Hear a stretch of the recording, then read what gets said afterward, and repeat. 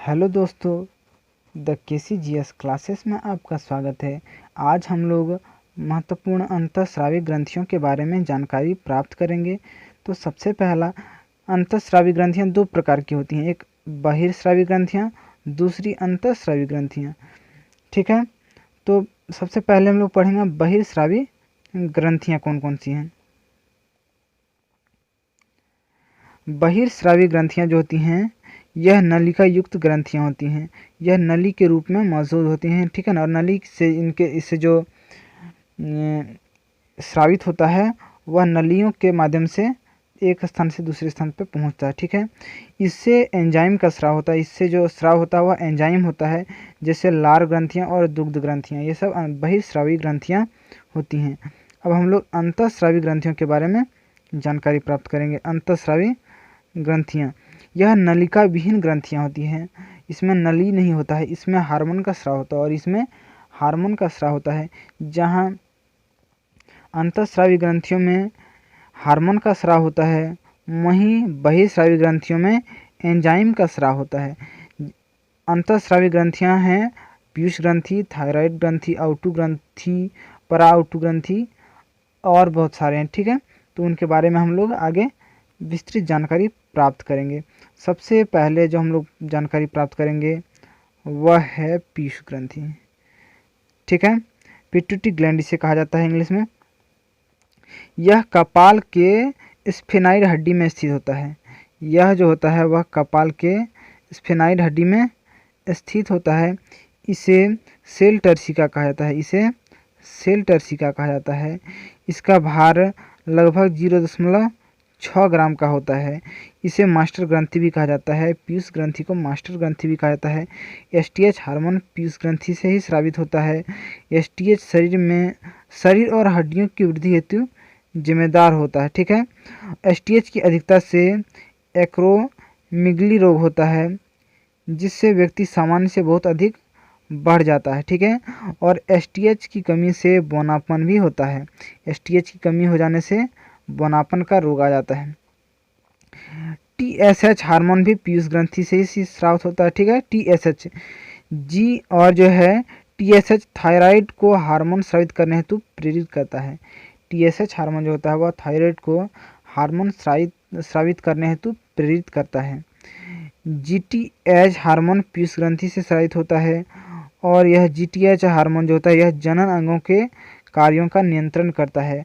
अर्थात यह जो पीयूष ग्रंथि होता है यह मास्टर ग्रंथि होता है, सभी ग्रंथियों का हेड होता है। सभी ग्रंथियों के कार्यों को जो यह नियंत्रित करता है, ठीक है। अगला है एलटीएच ग्रंथि। अगला जो है वह है एलटीएच ग्रंथि। एलटीएच हार्मोन पीयूष ग्रंथि से स्रावित होता है, ठीक है। और यह दुग्ध स्रावक ग्रंथियों को उत्तेजित करता है। अगला है एडीएच हार्मोन जल संतुलन को बनाए रखता है, जो भी इसी ग्रंथि से उत्सर्जित होता है। अब हम लोग आउटू ग्रंथि के बारे में जानकारी प्राप्त करेंगे, जिसे थायराइड ग्लैंड कहा जाता है, ठीक है। आउटू ग्रंथि यह ग्रंथि मानव में श्वास नली के दोनों ओर स्थित होता है। इस ग्रंथि से थायरॉक्सिन हार्मोन निकलता है। इस ग्रंथि से थायरॉक्सिन हार्मोन निकलता है। इसमें आयोडीन अधिक मात्रा में रहता है। इसमें आयोडीन अधिक मात्रा में रहता है, ठीक है।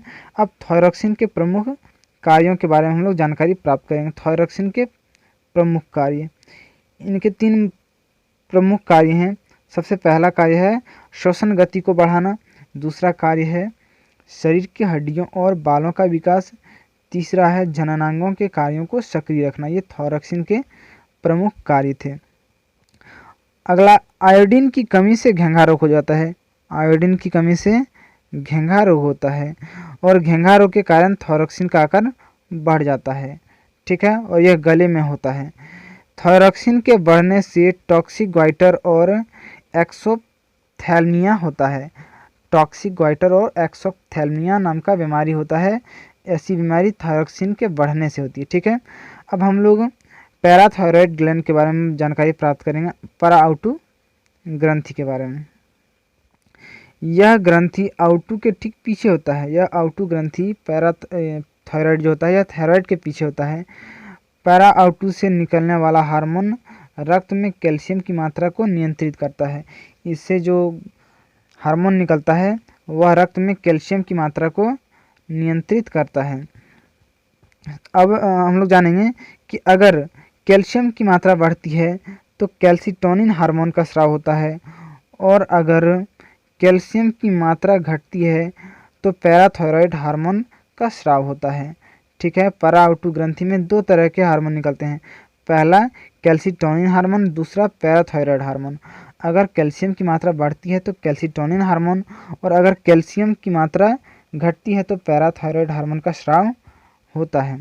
अब हम लोग अधिवृक्क ग्रंथि के बारे में जानकारी प्राप्त करेंगे। अधिवृक्क ग्रंथि जिसे एड्रिनल ग्लैंड कहा जाता है, एड्रिनल ग्लैंड, इससे ग्लूकोकॉर्टिकॉइड्स हार्मोन निकलता है जो कार्बोहाइड्रेट, प्रोटीन, वसा का उपापचय का नियंत्रण करता है। ठीक है, मिनरलोकॉर्टिकॉइड शरीर में लवण की मात्रा पर नियंत्रण और पुनः अवशोषण करता है। कौन? मिनरलोकॉर्टिकॉइड्स। लिंग हार्मोन यौन आचरण को नियंत्रित करता है जो अधिवृक्क ग्रंथि से स्रावित होता है। उत्तेजना के समय एड्रिनलिन हार्मोन अधिक उत्तेजित होता है। उत्तेजना के समय एड्रिनलिन हार्मोन की ही वजह से हम लोग अधिक उत्तेजित हो पाते हैं। आखिर ये उत्तेजना क्या होती है? जैसे क्रोध, भय और खतरे के समय ये ज़्यादा एक्टिव हो जाता है। ठीक है, अब हम लोग जनन ग्रंथि के बारे में जानकारी प्राप्त करेंगे। जनन ग्रंथि,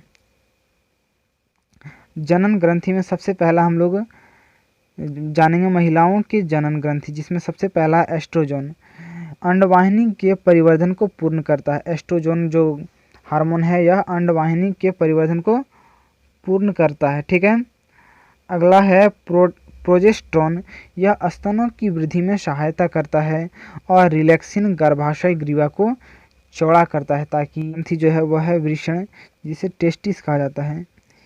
इससे टेस्टोस्टेरोन नाम के हार्मोन का स्राव होता है। यह पुरुषों के लैंगिक लक्षणों को बढ़ाता है। ठीक है, यह यौन आचरण को भी